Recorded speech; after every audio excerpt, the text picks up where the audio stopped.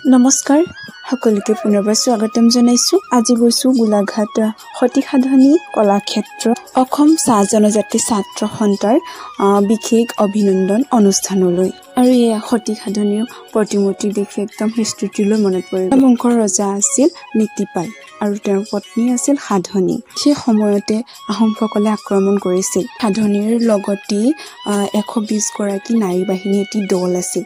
সেয়েহে আহোমসকলে বলেৰে নোৱাৰি চালনাৰে নীতিপালক হত্যা কৰে আৰু ৰজাজনৰ হত্যা হোৱাৰ লগে লগে গোটেই ধন সম্পত্তিখিনি সমৰ্পণ কৰিব লাগে আৰু আহোম সেনাপতিজনে সাধনীক ৰাজৰাণী পতাৰ কথাও কৈছিল। সেয়েহে চন্দনগিৰি পৰ্বতৰ পৰা সাধনীয়ে জঁপিয়াই আত্মবলিদান দিয়ে আৰু এগৰাকী মহান বীৰাংগনা আৰু সতী নাৰীক প্ৰতি বছৰে ৭ বহাগ তাৰিখে সতী সাধনী দিৱস হিচাপে পালন কৰে।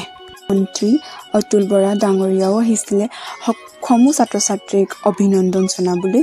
আৰু এয়া লাঞ্চৰ পেকেট আনপেকিং কৰাৰ আগতে আপোনালোককে দেখুৱাই লৈছো।